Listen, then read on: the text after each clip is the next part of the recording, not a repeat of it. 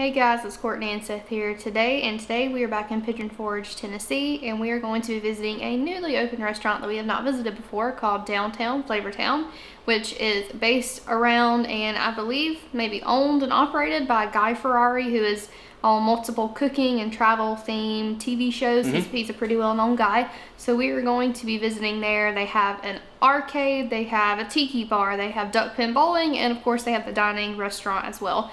So we're going to check everything out and take you guys along with us. So if you'd like to join us, let's go.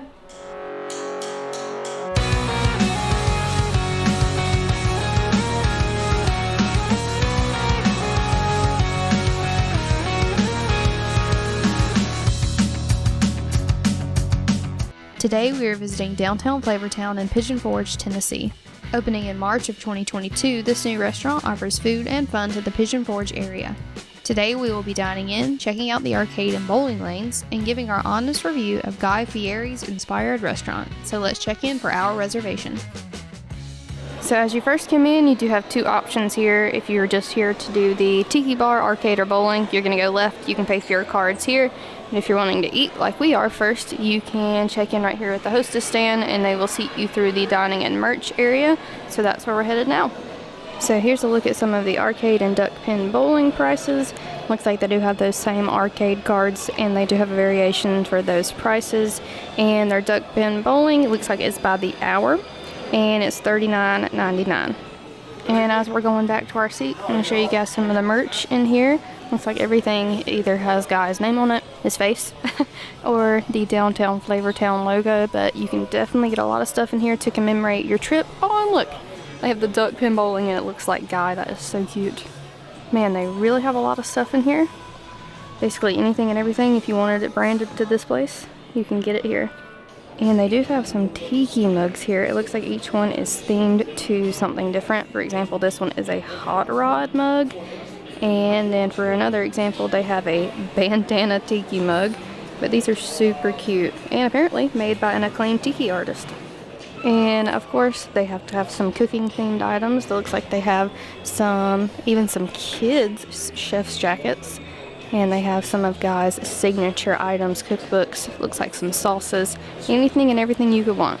All right, we just got to our seats, and they actually sat us right here next to the kitchen. They've got this whole glass panel here where we can peek right into and see everything being made.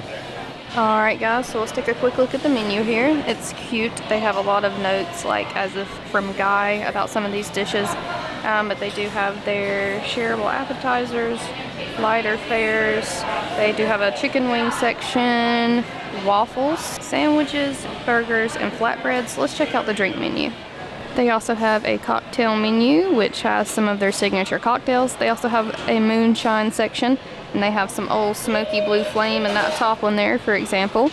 And they have let me get that better, a beer and a wine list as well. I'll let you guys know what we're gonna get off the menu and the drink menu in just a sec. So Seth is still looking, but I'll let you guys know what I'm gonna get. We're gonna split the Trashcan nachos as an appetizer.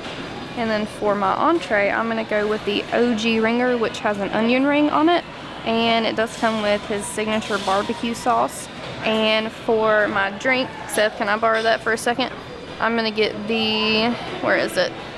Oh yeah, there. The Flavortown Long Island. Seth is still deciding. We'll see what he wants to get in a sec. And Seth is going with one of the draft beers. He is going with is it this one, Seth? The Blonde Ale Tennessee Brewworks State Park Blonde Ale. It's a mouthful. And for his entree, Seth is going with the Old School Steak Sandwich, which apparently is one of Guy's favorites. But we'll let you guys know when our trash can nachos and our drinks get here. And wow, here are the trash can nachos. The presentation is just a part of the coolness factor here. But as you can see, it is a very, very big portion and it absolutely looks delicious. So we're gonna dig in. All right, so our drinks have arrived. This is Courtney's Flavortown Long Island. And yeah, it looks good though.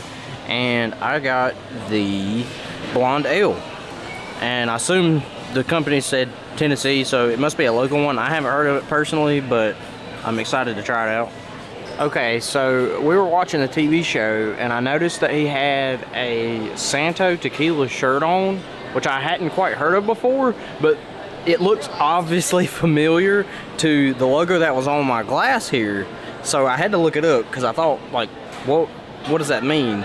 And it's actually a company owned by Sammy Hagar and Guy. So that's pretty cool. And I guess they have that here. I'm gonna have to go back and look at the menu. I'm pretty sure I have spotted our plates right here. It looks like a cheeseburger with the onion ring and a cheesesteak. Ah, and he's doing a presentation for us. All right, I just got my burger, and holy moly, that is absolutely huge, but it looks delicious.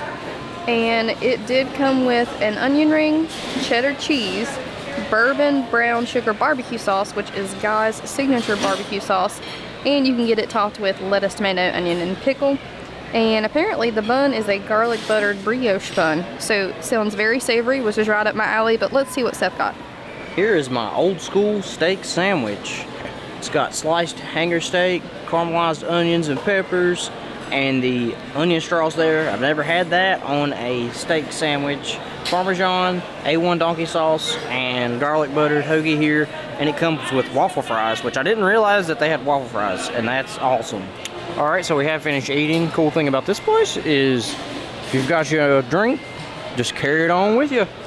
So amongst some more seating, they actually have the Tiki Bar over here, which is quite large, but it makes it quite convenient for you to come and get you a drink if you're playing games. And right here next to the Tiki Bar is the check-in for the Duckpin bowling. So right there is the hostess stand. Just walk on up if you want to play. And here's a quick look at the Duckpin bowling lanes. We did do the Duckpin bowling at the Margaritaville RV Resort. So I'm not sure if we're going to do it today. We'll just see how we're feeling after the arcade, but here it is. So this looks like a pretty standard arcade. It's got a lot of your standard games, but we did notice these two retro-ish pinball machines, which is pretty cool. Let's see what else they have. And also here in the arcade, they have his car. So you can get a photo op here with Guy's car.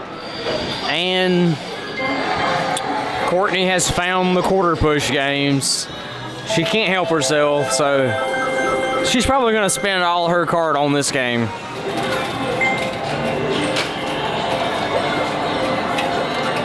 Nice. Man, and they've got plenty of crane machines, even some of these ginormous ones here. I'm going to try and win the upside down Shy Guy.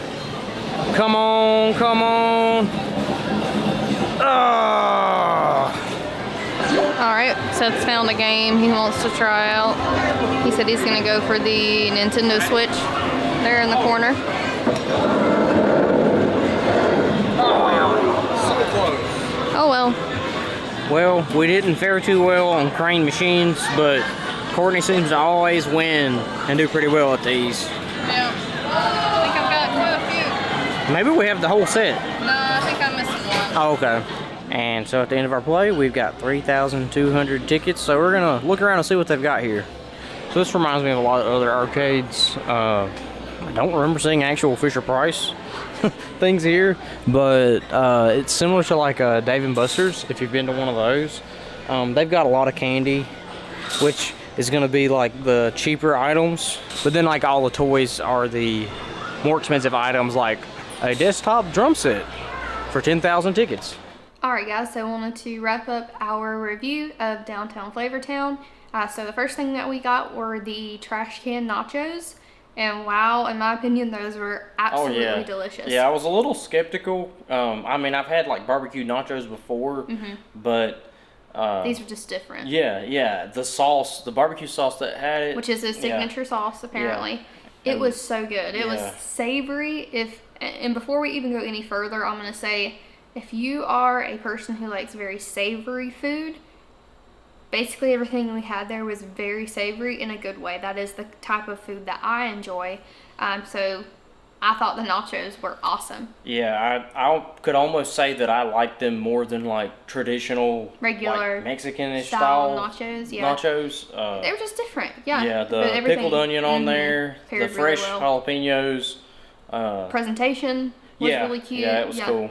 But those were delicious. Honestly, next time if we go back, we may just, get that and split it like as a snack because we did go at lunchtime today, and it was a lot of food, so we didn't even get to finish it, even though I wanted to, but I wanted to save room for my entree, which was the onion ring burger. Yeah. And it was the OG ring burger, I think is what it was called. And it was delicious. I was expecting, because I've gotten something similar to that, I think, at Hard Rock before. Yeah. They have like sliders like that, and it's just the onion ring, like a traditional looking onion ring. So it doesn't necessarily cover the whole patty, but this one did. Like the whole onion ring was kind of the size of the patty itself, so it wasn't just a ring with a hollowness in the middle. It was an actual onion ring that covered the whole surface of the burger, so with every bite you got some of the onion ring. But it was good too. It had that same barbecue sauce, and I got the dill pickle and onion on it. Delicious. The fries were really good too. Yeah. It was odd. I didn't look at the menu, and I don't know if it said anything about it, but it was like a variation of fries. So you had like waffle fries, crinkle cut, and like regular French. I don't even know how you. It's like French fries, but they had had a seasoning on them, and they were very crispy. Yeah, they weren't like soggy at all. They had a good however they cooked them. Like I know it was fried, but still, it was something they really did good. Made them stay crispy even when at the very end of the meal when they were on the colder side because we were done eating. They were still crispy. That makes sense. But what did you get? I got the steak and cheese sandwich, and that is probably the best. Like, it wasn't a Philly cheesesteak, but similar with steak and grilled onions and peppers. Yeah, you said the steak was really high, really good quality. Yeah, it was, and like thinking that it would be like real steak, almost you would think that, and most times it ends up being dry, but it was actually real tender and so juicy. Good quality steak. Yeah, the meat on there was perfectly cooked.